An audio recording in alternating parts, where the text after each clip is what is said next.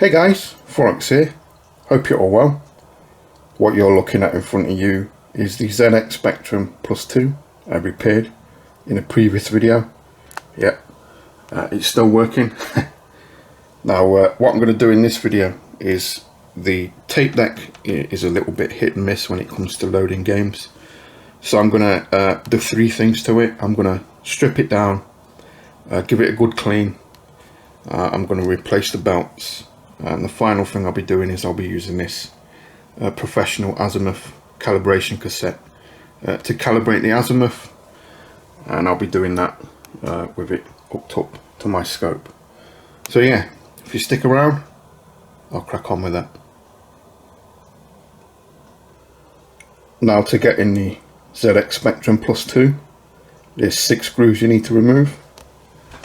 There's one just here, there's one here, there's one here, there's one here, there's one just here, and the final one is here.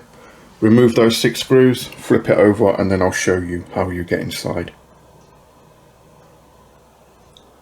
Now to get inside the Spectrum, it can be a little bit tricky. So what you need to do is you need to grab the Spectrum near the cassette deck like this.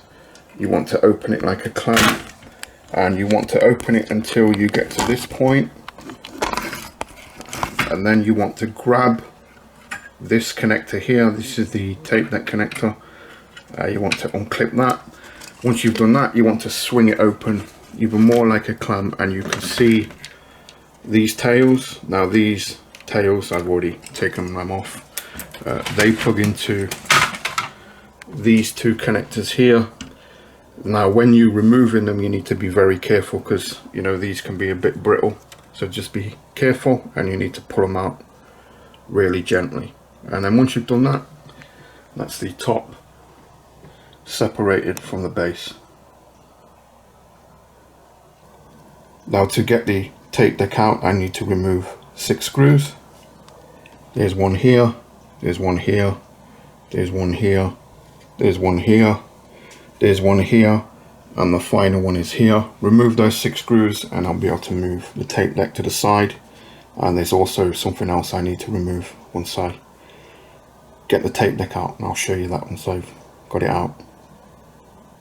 That's all the screws removed from the tape deck. What I want to do now is just lift it up, and I need to be careful, and I just want to swing it to the side like this, because the final thing I need to remove is the actual LED power indicator.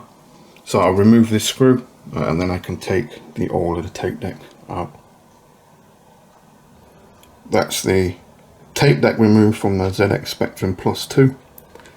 What I want to do now is remove the buttons that you press to activate a certain function. Now that's very easy, it's just hold it on by a caddy, and to remove it I need to remove this screw here and this screw here, and then I'll be able to swing off the actual buttons.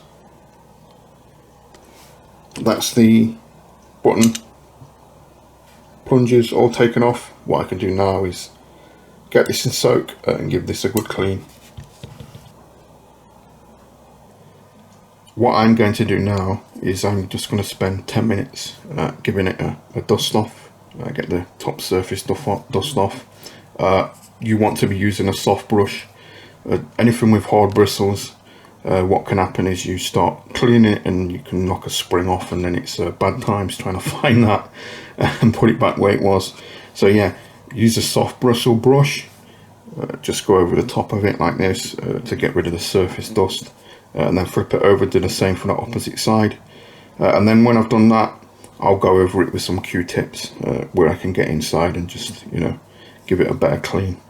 So yeah, I'll go ahead and do that, and then once I've done, I'll come back and show you what it looks like. And we're all nicely cleaned. Now when I was cleaning, I could smell a certain smell, and I knew what it was straight away. It was WD-40. Someone has sprayed WD-40 into this, probably to try and get it up and working again. You shouldn't be using WD-40 on this. WD-40 is not a lubricant. What you need to use is like white lithium grease, gear grease, that type of thing. But yeah, What I'm going to do now is I'm going to swap the belts, because the belts are probably a little bit tired in this thing after 35 years. Now to remove both the belts, there's two belts in the Spectrum Plus 2 grey model. It's actually very easy. The first thing you have to do, if you look at the capstan here, at the very base of it, there's like an O-ring, and it's just here. And I've already taken it off. Now to get it off, it's very easy because it's got a split down the middle of it. You can probably see it. All you do is you take a little pick like this, and you just grab it and you pull it off the capstan, like that. Then what you can do is you can flip over the actual tape deck, and the first bolt is very easy to remove. You just grab it like this and take it off.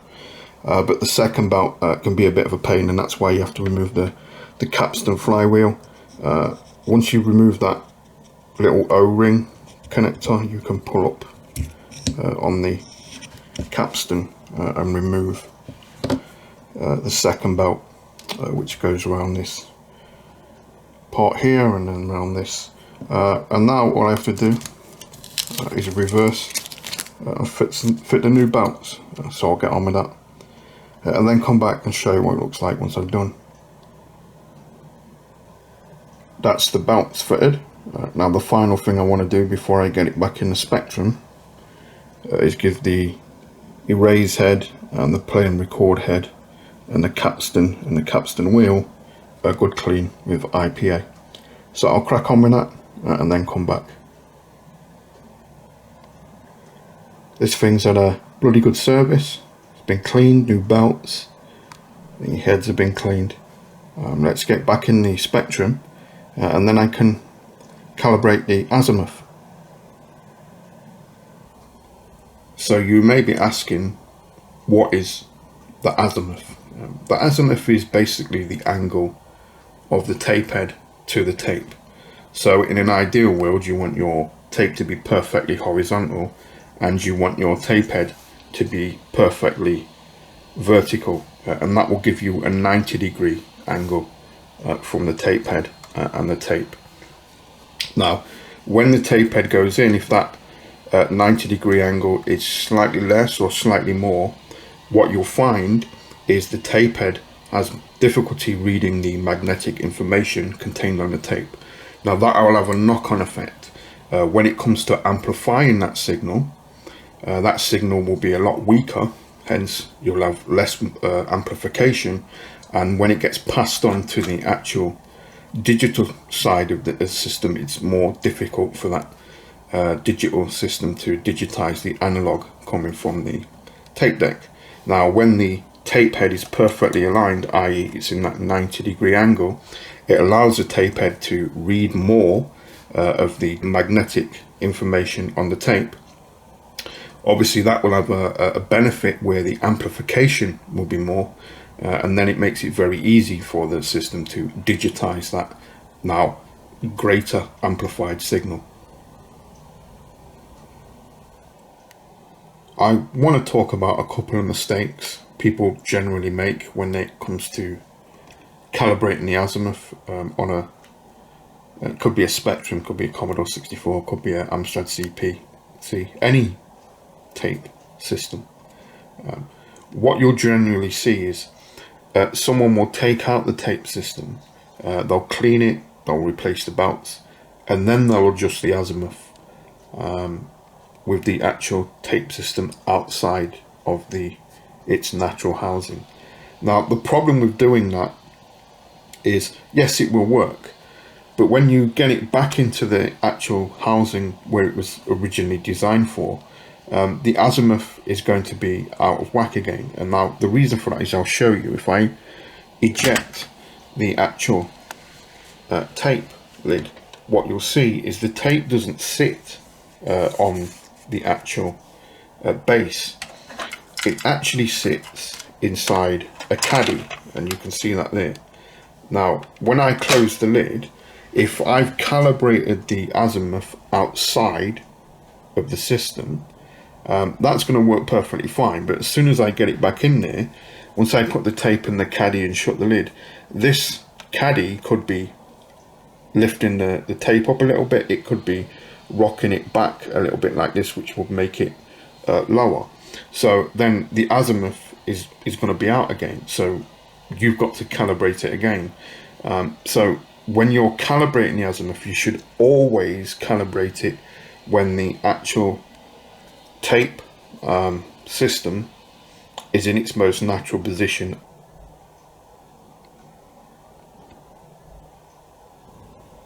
Now the second mistake I'll see people make when it comes to calibrating the azimuth is they'll actually use a game on tape to calibrate the azimuth. Now that will work, but there's two problems with that. The first problem is these things are becoming, what, 35 years old now, so the tape's going to be degraded in this tape. Well, that's just natural, you know. You get that with, you know, analog, the ferrite, magnetic information gets lost, and then you use this to calibrate the azimuth. The second problem is, if you grew up in the era when this system was out, like I did, you will know that not all tape manufacturing houses who actually manufactured the games to tape were built equal. There were some very good ones and there were some very poor ones, and because of that you have no idea how good the actual tape is. You know, it could be manufactured to a really crappy tolerance, or it could have been manufactured to a really good tolerance. Now what you should be using is, I'll bring this in, this is a professional azimuth calibration cassette.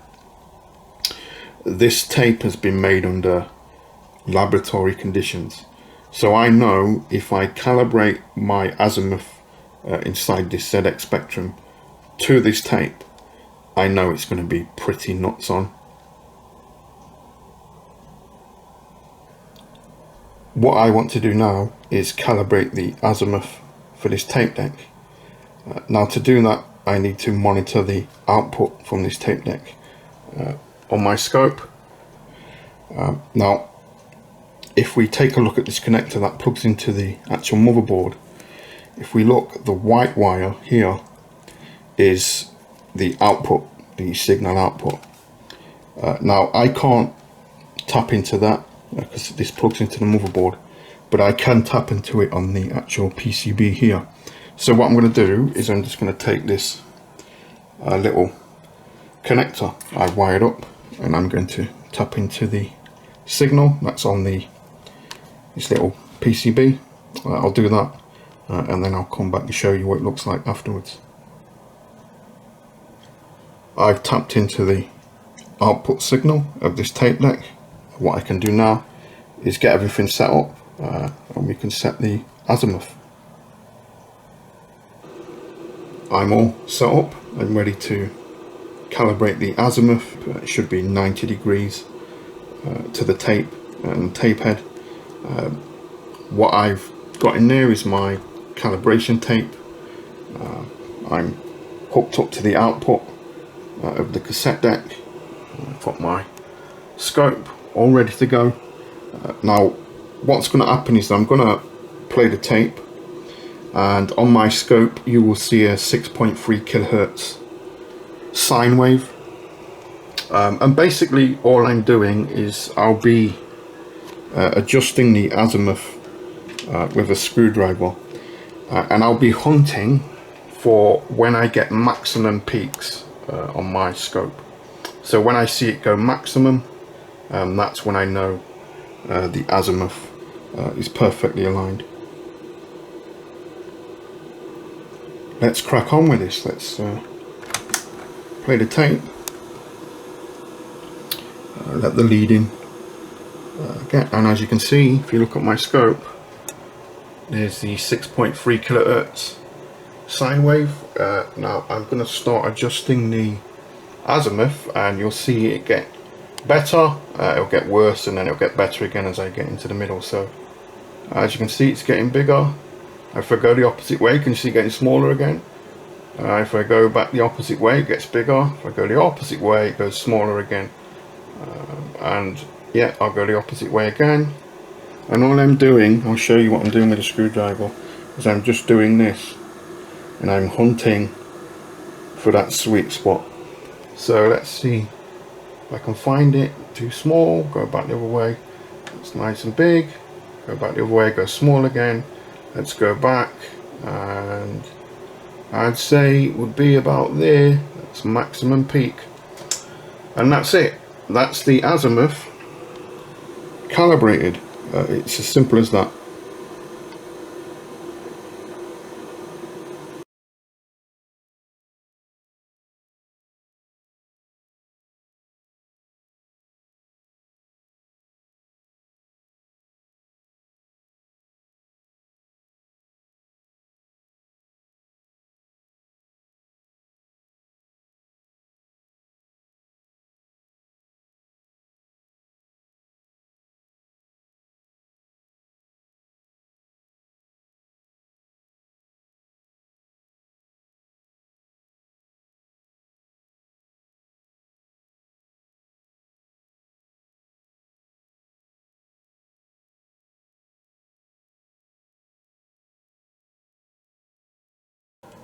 That's the tape deck, or DataCorder to give it its proper name, all serviced. Let's get these wires off, get the system back together, and we'll see if we can load a tape. And we're all back together. Let's see if we can load a game from tape.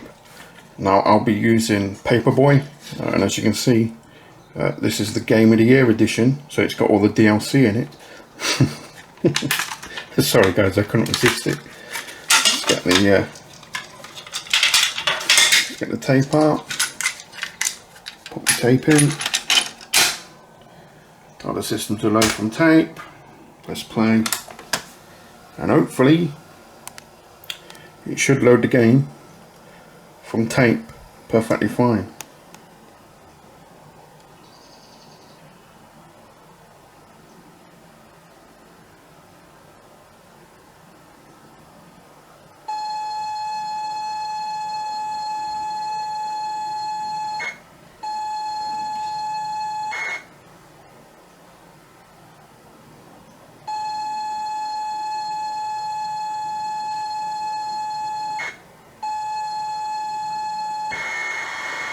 Now I can tell you straight off the bat guys, that tone sounds a lot better than it did before I serviced this tape deck. It sounds a lot more defined, a lot more crisper, and that's probably because, you know, it's a mixture of replacing the belt, giving it a good clean, and I got a suspicion that the azimuth might have been slightly out as well. If you want to see me service a Commodore 64 tape deck, you know, adjust the azimuth, get that spot on, just let me know in the comments below and I'll do that.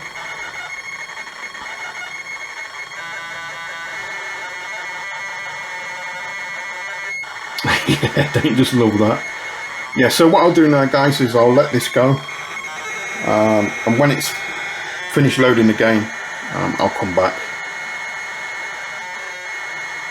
Sounds great though. And it's finished loading. So did it successfully load the game? Of course it did. Start the game.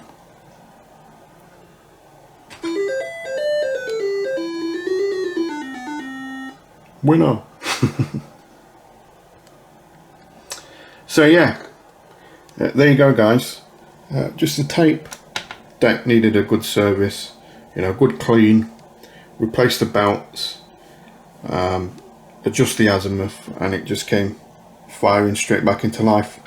You find it with these tape decks.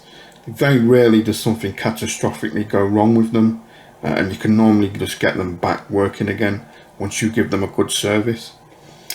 But yeah, there you go guys. Just playing a bit of Paperboy. So yeah, I hope you like the video guys. If you do, please give it a big thumbs up. Like, comment, subscribe, all the usual stuff. And as always, I'll catch you on the next one. Winner, winner. Catch you next time, guys.